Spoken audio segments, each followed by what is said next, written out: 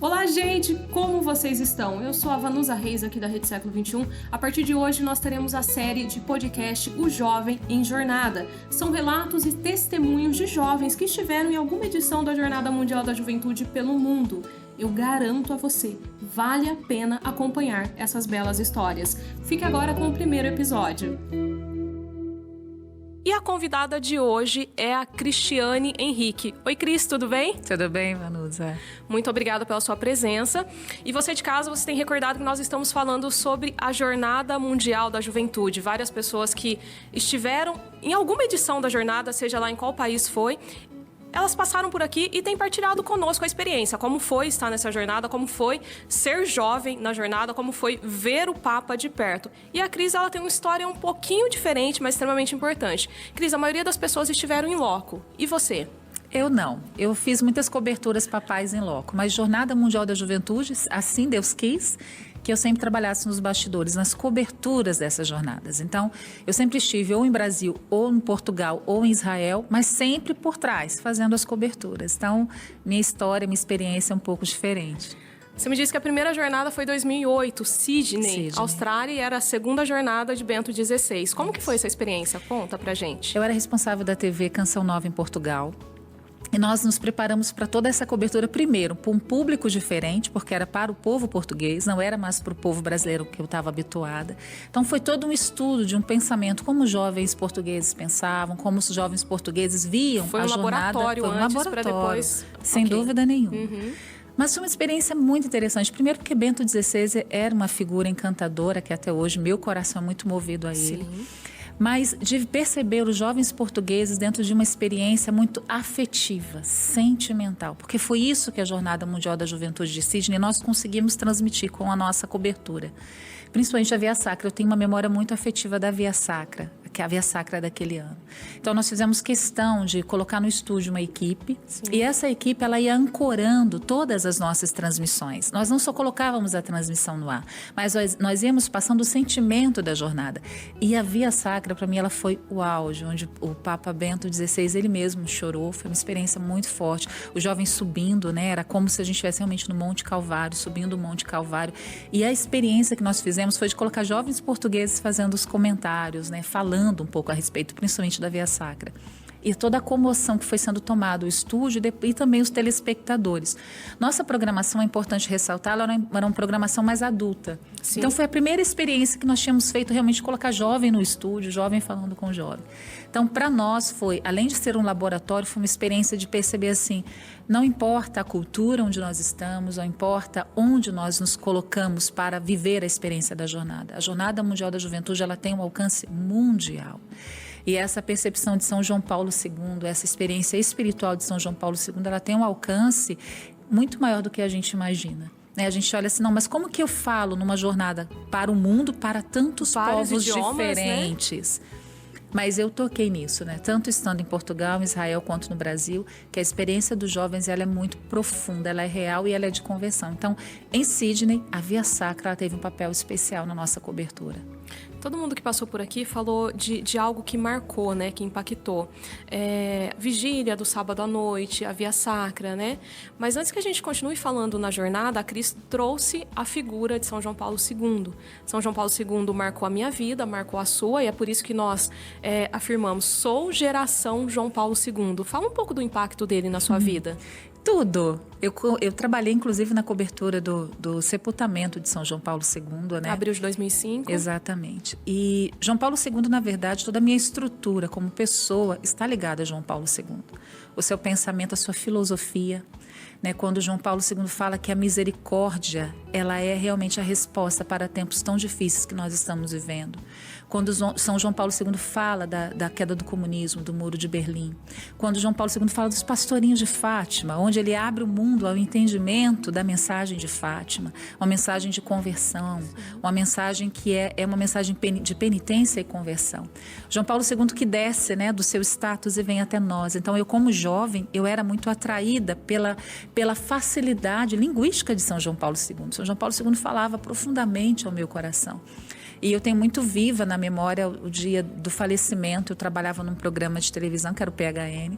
E foi justamente no dia do falecimento. Aquele sábado à noite, 2 de abril de 2005. E na terça-feira eu chamei o Dalvo Magallo para lançar o Peregrino do Amor. Ele tinha acabado de escrever a música, né, por causa da morte de São João Paulo II. E naquele dia, naquele programa Tocar nas Imagens, né, nós fomos colocando as imagens da história de São João Paulo II. E perceber que aquele homem fez a sua peregrinação na Terra arrastando tanta gente. Né?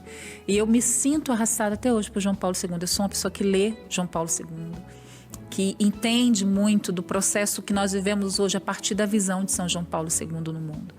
Né? Então, eu acho que é um Papa que não só para a minha geração, mas é um Papa assim, das gerações futuras, inclusive. Né? Hoje não tem como falar de igreja sem lembrar do legado de São João Paulo II. E é tão profundo porque quando você vê as falas de Bento XVI e do próprio Francisco, que é o nosso Papa, eles têm um carinho muito grande, eles têm uma gratidão muito grande, né, por São João Paulo II.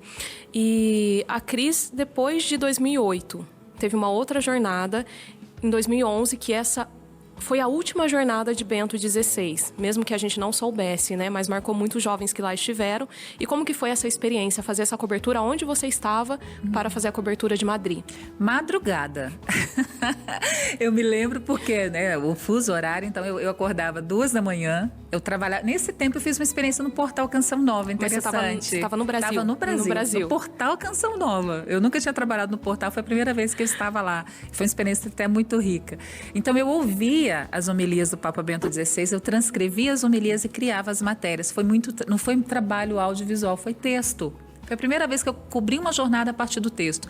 A gente estava começando com o Twitter, então a gente pegava as frases do Papa, aquilo tinha uma ressonância enorme. Então foi a cobertura da madrugada.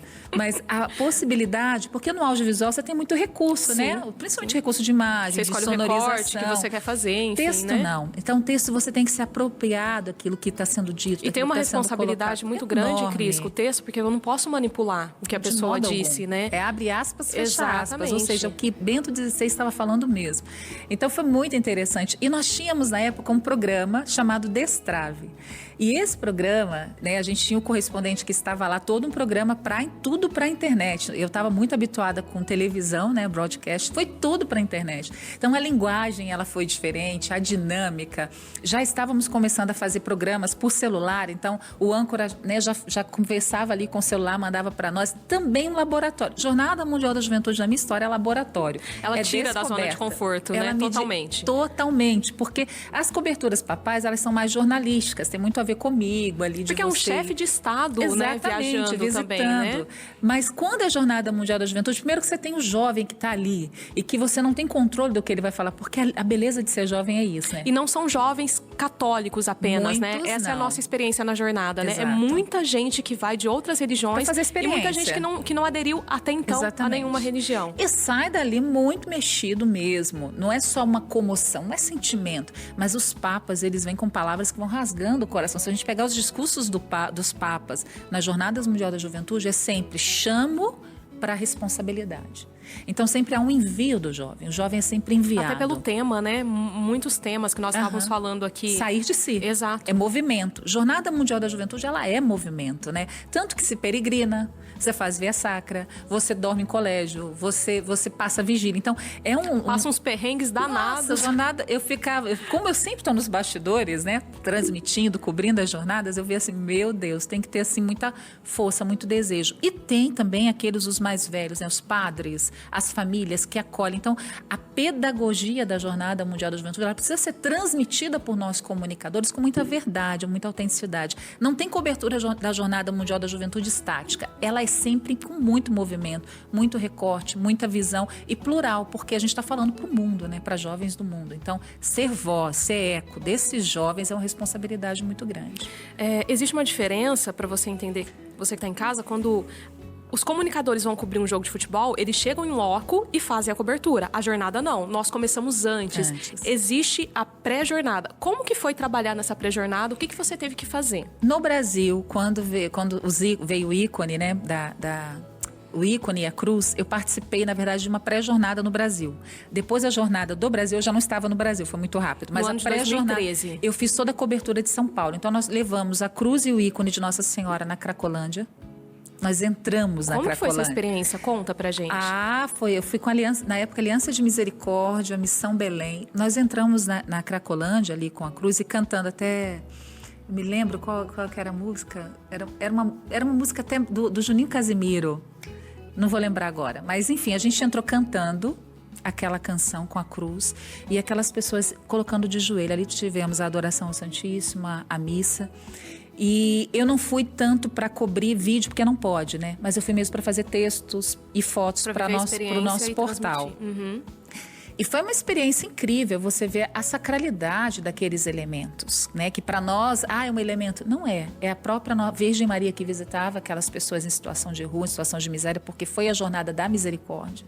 Né? Bem-aventurados os misericordiosos, porque deles é o reino dos céus.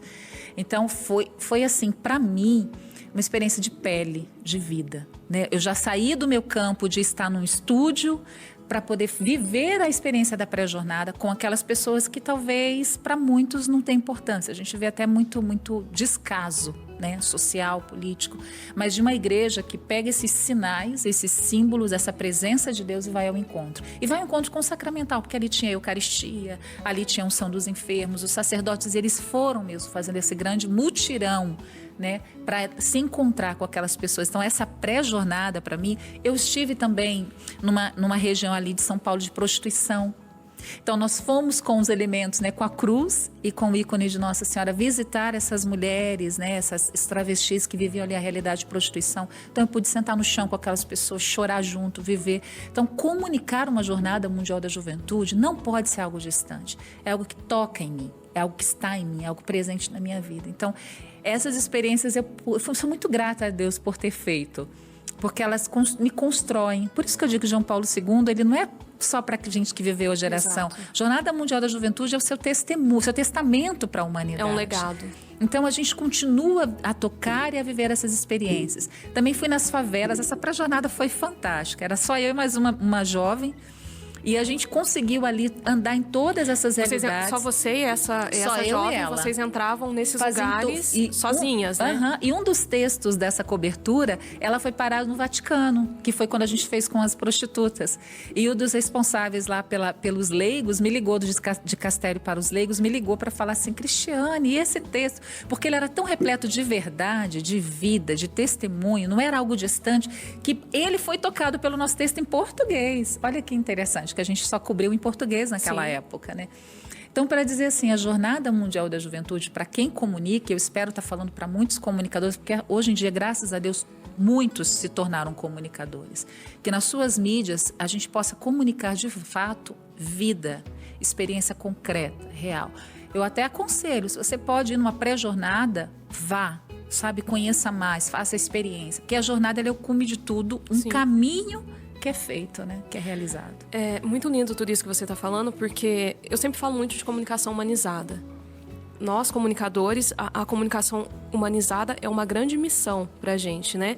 E o que significa a comunicação humanizada? É colocar o outro no centro. Algumas pessoas passaram aqui, eu queria conhecer o Papa de perto, mas se você parar para pensar, até o Papa, a figura do Papa, ela é um pretexto na jornada mundial para algo maior, que é encontrar o Cristo. Só que a sua experiência, a sua e da sua colega, foi levar o Cristo, né? Porque a igreja... Aliás, esse era o grande apelo de João Paulo II. A igreja é viva, a igreja é jovem, e nós precisamos levar esse rosto jovem ao mundo. O que mais te marcou em 2011, voltando para a Jornada de Madrid? Você falou de Sydney, que foi a Via Sacra, 2011. Madrid foi o sacrifício para mim, porque era muito sacrificante para mim trabalhar o dia inteiro e 2h estar de volta no estúdio. Então, eu vivi também, porque também a gente vive a experiência espiritual da oferta, né? Numa Jornada Mundial da Juventude. Então, para mim, o sacrifício de acordar cedo, de estar ali para comunicar. Eu ia, confesso, era difícil para mim chegar lá, mas quando eu chegava na nossa central ali de comunicação do nosso portal, quando eu punha o fone no ouvido e começava a ouvir Bento XVI... Tudo ganhava sentido. Eu vivia até uma experiência de cura, de reconciliação dentro dessa cobertura. Como eu estava na madrugada, uma pessoa que precisava se reconciliar comigo, sabia que eu estava na madrugada fazendo a cobertura, ela me ligou no momento. E foi muito forte, porque isso que eu estou falando é muito concreto. Não é uma experiência artificial, é uma experiência que nos toca. Então, aquela jornada para mim foi a jornada do sacrifício e da reconciliação. eu fiz a experiência da jornada na minha vida, mesmo estando tão distante. E como eu te disse, para mim esse é um grande laboratório de começar a trabalhar com celular, de começar a trabalhar com um novo formato de programa para televisão, que foi para a internet, que foi o Destrave, que para mim foi um dos primeiros projetos a nível de comunicação católica que a gente tocou, que a gente teve muitos ecos, né, ressonância. Então, essa jornada foi uma jornada para mim, tanto humana, para mim, né, como pessoa, mas também de aprendizado, assim, de um novo ofício que eu não conhecia, né? Por isso que hoje eu amo tanto o trabalho nas multiplataformas, na internet, porque eu acho que a gente tem muitas possibilidades lá dentro, né? Aqui dentro. E isso vale até relembrar para aqueles jovens que não irão para Portugal este ano. A jornada acontece de 1º de agosto até o dia 6, mas nós temos todos esses meios de estar na jornada sem estar em loco, né? Você fez essa cobertura, mas quem estiver aqui também, seja pela Rede Século XXI, seja pela TV, seja pelo canal do YouTube, seja pelo nosso portal, nós estaremos na jornada trazendo esse conteúdo diário.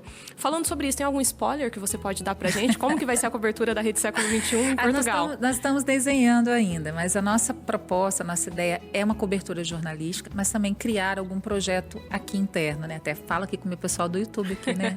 A gente criar um projeto em comum, junto. Eu penso assim que foi muito legal a última cobertura que nós fizemos, porque a gente criou um programa muito dinâmico, onde as pessoas que estavam lá, né, elas mandavam para nós o conteúdo, mas a gente trouxe esse conteúdo para as pessoas que não puderam ir. Sim. Então a gente trouxe, eu lembro que nosso projeto, a gente trouxe jovens com a gente trouxe um nerd, né, um rapaz muito inteligente, muito estudioso, a gente trouxe um jovem mais descolado, a gente trouxe um jovem mais jornalista, a gente trouxe um jovem que era muito leigo, que tinha necessidade de conhecer mais a palavra, e a gente colocou esses jovens para conversar.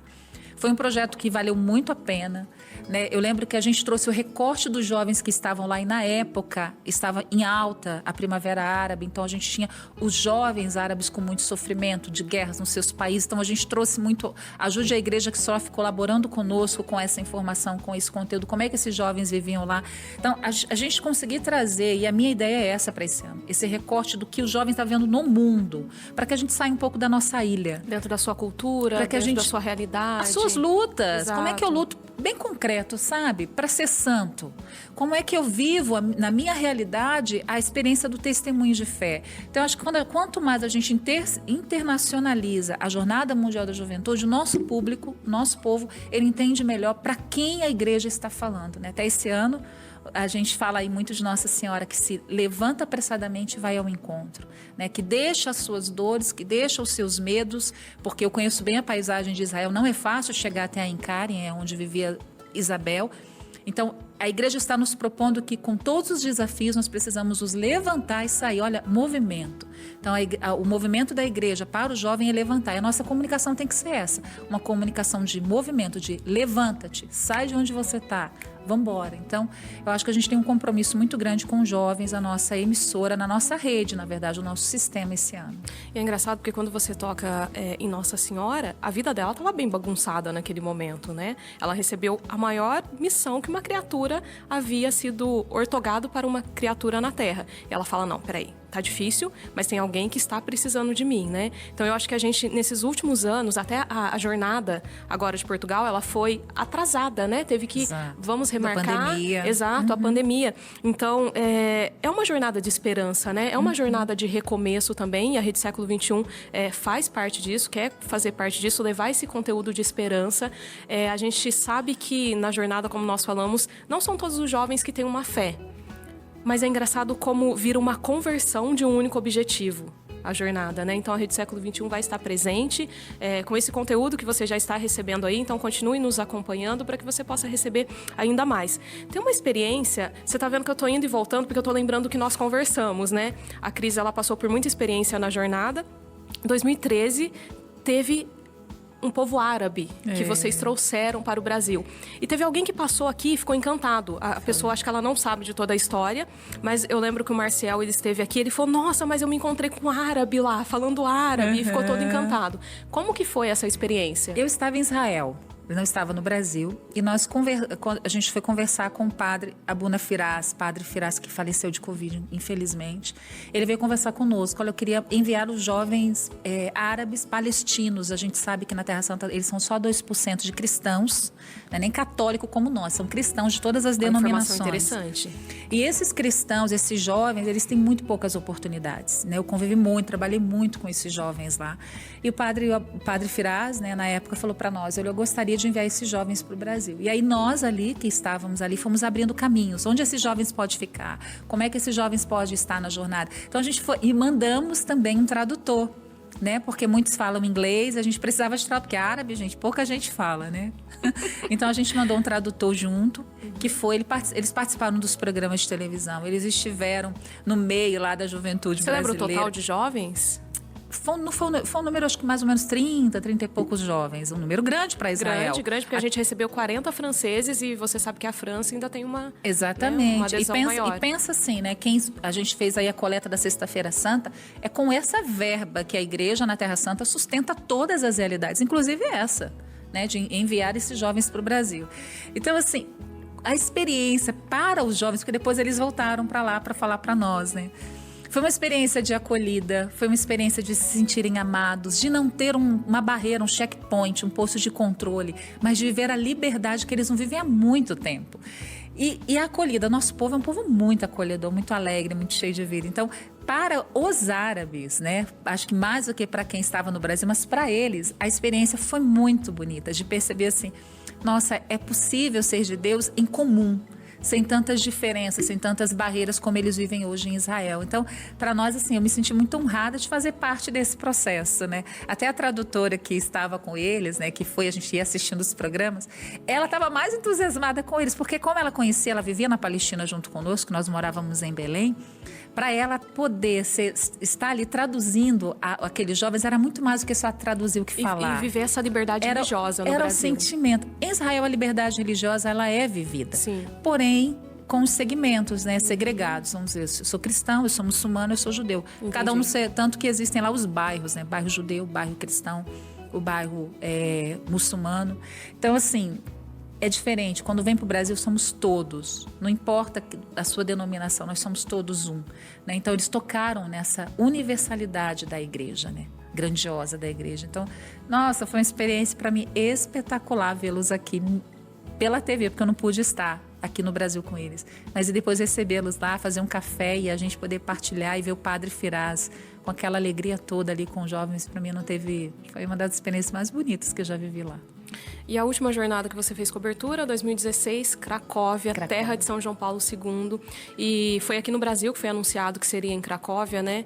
E já teve um olhar profundo, porque era a terra de São João Paulo II, o idealizador da jornada. Como que foi essa experiência e onde você estava? Eu estava no Brasil, eu era responsável na época da TV Canção Nova. E nós criamos esse projeto do Programa Jovem, que nasceu assim com muito amor. Foi um dos projetos maiores que nós realizamos a nível de cobertura da Jornada Mundial. Porém, antes eu pedi que uma pessoa que trabalhava conosco, que morava fora do Brasil, estivesse primeiro na Cracóvia para fazer uma locação. Então, para nós ficou muito forte duas experiências de comunicação que nós tocamos muito claro, muito latente no nosso projeto.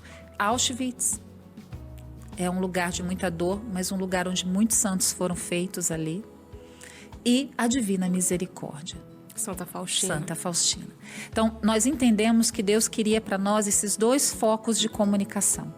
Então, a gente pegou muito forte na experiência de Auschwitz, né? Nós pudemos fazer um vídeo fantástico sobre Auschwitz, mas sempre com aquele olhar de quais foram os homens ali que deram a vida pelos outros. Quantos santos da igreja passaram por ali? E a gente fala de Viktor Frankl, né? Que... Pai da logoterapia. Pai da logoterapia, um grande psiquiatra. Então, foi uma experiência para nós muito profunda, porque é um lugar de muita dor, mas um lugar onde a dor foi derramada, a misericórdia vem e cura. Então, o programa, ele foi muito nesse foco, né, da dor e da misericórdia, esse encontro de salvação. O cristianismo, o catolicismo, é isso, é você olhar para algo humanamente doloroso, assustador, mas qual que é o bem que eu tiro? Um bem eterno, que na verdade não é o que eu tiro, que Deus está concedendo através da situação. Então nós trabalhamos com muitas reportagens mais humanizadas, mais sobre o olhar de quem fazia, né? Menos informação, né? Eu te informo, mas mais experiência. Então a gente usa muitas imagens, como se o telespectador estivesse lá. Então a gente realmente conseguiu comunicar essa realidade. A gente tinha programas diários, meu Deus, foram 15 dias de todos os dias, programa à noite, terminando 1, 2 da manhã. Depois a equipe se reunia para fazer a avaliação e a gente viu o projeto crescendo, e a gente conseguiu, assim, agregar muita gente conosco, né? A gente trouxe o departamento de jornalismo junto, o departamento de produção junto, o marketing junto. Então foi uma experiência muito rica nessa cobertura, mas a partir desses 2 pilares, Auschwitz, a dor e a santidade que foram vividas ali, e a misericórdia, que é a espiritualidade para o tempo atual, esse derramamento do amor de Deus em meio aos homens, né? Porque mesmo quando a gente fala da jornada, nós podemos falar de datas, né? Começou em 84 de maneira informal, 85, depois 86 a oficial em Roma, mas como comunicadores católicos, nós não queremos trazer apenas a história, nós queremos trazer o algo a mais, que foi o que vocês fizeram no campo de concentração de Auschwitz, porque documentários sobre Auschwitz nós temos muitos, mas muitas vezes com esse recorte da dor, né? Das mortes. E como que foi a questão do culto à misericórdia na Polônia, em 2016? Olha, nós ali, né, o grupo que estava coordenando, tinha muito essa experiência mesmo com Santa Faustina, né, com a experiência da misericórdia. E nós estávamos vivendo um tempo também no Brasil, onde jovens, que não é muito diferente do que a gente está vivendo hoje, muito afastados de Deus, muito julgados, não quero saber da igreja, a igreja ela sempre traz um fardo e tudo mais. Então a gente quis apresentar essas experiências de Cristo, né? O Cristo que vai até a samaritana, que muda a estrada para se encontrar com a samaritana. A gente foi trazendo o evangelho, atualizando o evangelho, uma misericórdia presente na vida de Cristo, mas atual hoje. Então, quando que Cristo ele precisa mudar a estrada para se encontrar conosco? Né? Ele que lava aquela mulher, que mostra à mulher a sua verdade, porque a misericórdia é assumir a nossa verdade. Então ele olha para a samaritana e diz: qual é a tua verdade? Né? Quem você é de fato? Ela tinha uma ideia de quem ela era, mas Jesus desmascara, retira a mentira e revela o que é real. E a água que aquela mulher ia beber, ela já deixou para trás, já não era mais importante. Então nossa base foi realmente tocar a misericórdia dentro da palavra de Deus e atualizá-la, né, nesse derramamento de graça. Então a gente trabalhou com essas passagens bíblicas, por exemplo, Zaqueu, né? Zaqueu que desce da árvore, que precisa restituir o mal que fez, mas que é devolvido para o seu povo. Aliás, Zaqueu era um homem visto à margem, né? O seu povo já não queria mais saber dele, né? Ele era cobrador de impostos. Então Jesus ele não só devolve ao homem o seu lugar social, mas devolve o homem a ele mesmo. Então, a essência, a né? sua essência, quem você é. Samaritana, quem você é. Zaqueu, quem você é. Você é devolvido. Então as jornadas mundiais da juventude, elas são essas oportunidades, e assim, de modo muito particular, do homem ser devolvido a ele mesmo, do jovem tirar essas máscaras todas que se carrega e se revelar quem é você de fato, quem é a sua essência de fato. É isso que Deus quer para você. Né? Até vejo muito isso, a divina vontade que nós estamos vivendo tão forte aqui nesse tempo. Uma espiritualidade bem forte da bem casa, forte, da igreja e da casa. Exatamente, onde o homem ele é devolvido a ele mesmo, ao seu estado original. Eu vejo que a nossa missão ela precisa ser essa como comunicadores, principalmente nessa jornada mundial, e foi o que a gente já viveu naquela jornada mundial da juventude. O homem voltar ao seu estado original. Então, é o que Deus tem para nós, é o que Deus quer para nós, é como Deus se revela para nós. Então, para nós ali foi isso, né? A gente tocava em cada passagem, eu me identificava, quem sou eu ali? Né? Eu sou a samaritana, eu sou Zaqueu, eu sou aquele samaritano à beira da estrada. Quem eu sou? Eu sou o homem da piscina de Betesda, que estou lá humilhado, esperando que alguém faça algo por mim. Enquanto Cristo quer me dar a essência, quer me tornar digno inteiramente, onde eu não preciso mais da pena dos outros, onde eu posso caminhar, porque Deus me quis assim. Então a gente trouxe essa experiência muito bonita da palavra, né? A misericórdia derramada no tempo de Jesus, mas que é atualizada hoje, onde eu sou uma daquelas pessoas, eu me encontro numa daquelas realidades onde preciso de resgate, da misericórdia. Então, é um Cristo que desce até onde eu vou, onde eu estou, vou na lama onde eu me encontro e me traz de volta. Então, foi essa experiência. Ela foi muito profunda, ela foi de conversão para nós, viu? Porque a gente sempre no final, como eu falei, a gente avaliava e rezava. O que Deus tem para nós amanhã? Foi muito viver da providência. Então foi muito bonito. E as pautas vinham assim, absurdamente, sabe? Eu acho que é tão lindo, né? Quando o seu trabalho, primeiro, quem é tocado por ele sou eu mesma, né? Eu posso estar aqui falando e eu estou fazendo memória de todas as jornadas e eu estou lembrando da experiência que eu estive na jornada do Rio de Janeiro. E tem uma perguntinha que eu acabei fazendo para muitos convidados que passaram por aqui, que era o que você trouxe da jornada para a sua vida? E cada um de uma maneira única. Às vezes eu vivo isso, lembro daquilo que eu vivi na jornada. Teve até uma experiência, Cris, que eu me emocionei muito, da Juliana. Ela tinha 15 anos na jornada do Rio de Janeiro e ela ia deixar a igreja porque ela se sentia sozinha, ela não tinha amigos, né? E eu me emociono porque todo mundo que viveu uma experiência com Cristo, às vezes você até sai do caminho, mas aquilo é tão forte que vai fazer você retornar, né? E ela disse assim, ela falou, na vigília do sábado à noite, eu senti que Cristo era o meu amigo, meu melhor amigo, e ali eu fiz uma promessa, Jesus, eu jamais vou deixar a igreja. E ela continua na igreja, né? O que você vive hoje dentro do seu trabalho, dentro da sua missão como mulher, como ser humano, que faz você recordar dessas jornadas? Para mim, bem, a jornada que trouxe como tema misericórdia foi uma fase que eu precisava muito tocar naquilo, sabe? Voltar para o monte e ouvir de Jesus a essência do amor, né? Bem-aventurados os misericordiosos, porque alcançarão misericórdia. Até tem a sonorização, né? Aquela canção. Eu ouvi aquela música de manhã, de tarde, de noite, porque aquilo precisava impregnar o meu coração. Então, eu me senti de novo digna da misericórdia, do amor de Deus, né? Eu sempre... E é interessante, quando às vezes eu me percebo longe disso, eu até ouço de novo o hino da Jornada Mundial. Bem-aventurados os misericordiosos, porque eles alcançarão a misericórdia. E aí vai fazendo toda a narrativa. Então, aquela jornada, ela mostrou para mim, assim, também a fragilidade já do Papa Francisco, já naquele tempo, né? Como o Papa Francisco já estava naquele tempo. Então, assim... E ver uma igreja que permanece, né? Uma igreja que não foge da sua missão, que vai muito além do que eu faço, né? Do que eu realizo, mas é algo que eu sou realmente chamada a ser, onde eu estiver, misericordiosa, né? Bem-aventurada aqueles os pacíficos, porque herdarão a terra. Então, pegar toda a narrativa das bem-aventuranças, que é o grande testamento de Cristo para nós, me faz entender que Deus me chama a cada realidade, a cada situação que eu vivo, não ao que eu faço, mas ao que eu sou. As pessoas vão ler a minha vida. Então, aquela jornada, ela me tocou por isso, porque Deus me chamou a atenção. Cris, o que as pessoas estão lendo na sua vida? E hoje isso permeia a minha história. Isso hoje para mim é eco. Como eu te falei, de vez em quando eu volto naquele hino para que eu não me esqueça de quem eu sou. Porque o mundo aqui fora, né, as realidades, sejam profissionais, sociais, familiares, muitas vezes faz a gente se distanciar do que a gente é. E aquela chamada da igreja aos jovens, e para mim, que tive a graça de comunicar, é olhar assim, não, é quem você é. Não importa o que os outros dizem, não importa o que os outros façam, é quem você é.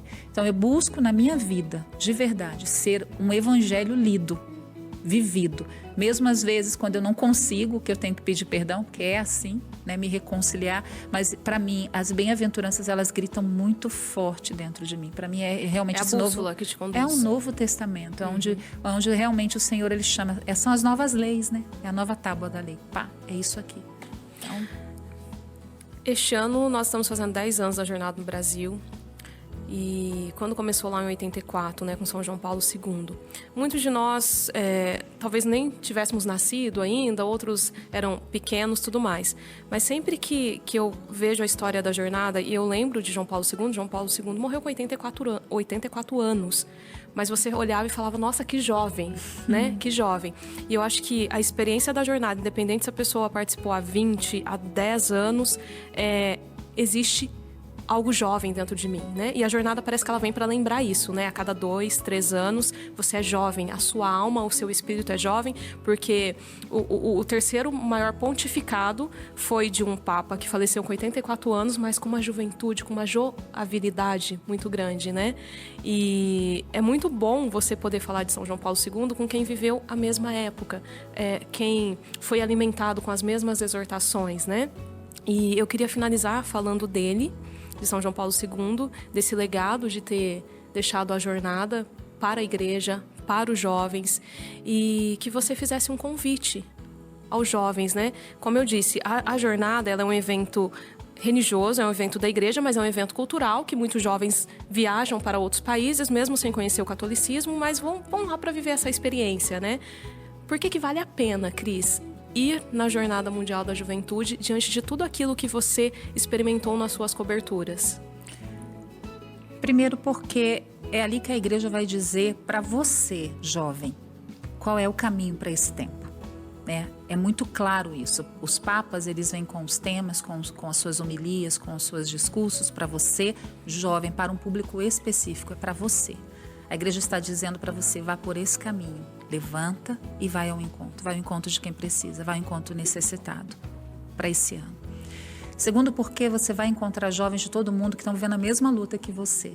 Isso nos faz mais irmãos. Isso a gente começa a entender que eu não estou sozinho nesse mundo, que a minha batalha não é sozinho, nós somos um corpo, o corpo de Cristo. Nós vamos entendendo que como igreja nós estamos caminhando pela mesma estrada e que a luta do seu irmão que está lá na Terra Santa, um árabe palestino, não é diferente da sua, talvez num contexto social diferente, mas as nossas lutas por um mundo melhor, por uma vida de santidade, por uma vida onde Cristo está no meio de nós, ela é muito parecida quando nós começamos a partilhar.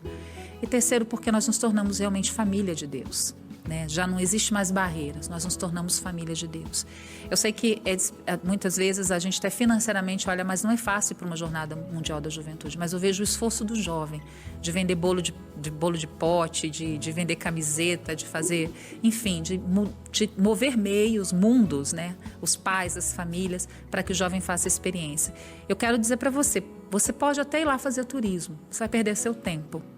É uma experiência de fé, é uma peregrinação, é uma jornada. Ou seja, eu saio do meu lugar para me encontrar com Deus, com o seu propósito para mim, mas com os meus irmãos. Então, na verdade, é a história do povo de Deus que vai se repetindo no tempo. E hoje, para este tempo, para os jovens, a igreja pensou em você. Olha que bonito, é para você. Papa, a igreja quer falar para você. Então, talvez você até não possa ir, mas fica ligadinho aqui conosco na Rede Século XXI, põe seu fone no ouvido, sabe, se dedique a escutar o que a igreja está dizendo para você. Tem respostas ali, muitas respostas que serão dadas para nós em tempos tão difíceis e exigentes, né? Muito obrigada. Muito obrigada pela sua partilha. Foi um olhar novo de alguém que fez cobertura estando em outros países, não em loco. Depois dessa provocação da Cris, independente se você é jovem, cronologicamente falando ou não, mas você tem esse espírito jovem, então continue sintonizado aqui na Rede Século XXI, porque com muito carinho nós estamos preparando conteúdo sobre a jornada para que de modo objetivo, mas que de modo profundo a gente traga Cristo, esse Cristo que tem um rosto jovem na igreja para a sua vida, para a sua casa. Cris, muito obrigada pela sua presença. Imagina, e pela partilha. Eu que agradeço, assim, vamos lá, viu, gente? A Rede Século XXI vai estar aí juntinho com você na cobertura dessa Jornada Mundial da Juventude. Então, divulga para o jovem, divulga para seu filho, enfim, divulga. Você que é jovem, já pega aqui o link que a gente vai gerar daqui a pouco, futuramente, todo esse material e vai divulgando, porque se Deus quiser, nós faremos aí uma linda cobertura. Se Deus quiser.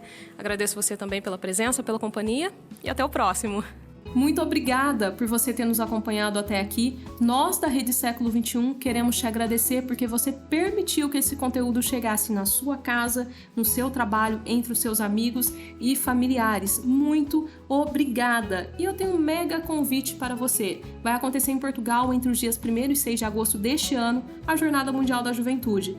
Aí você deve estar se perguntando, mas tá muito em cima da hora, não dá tempo mais para comprar passagem, para alugar hotel?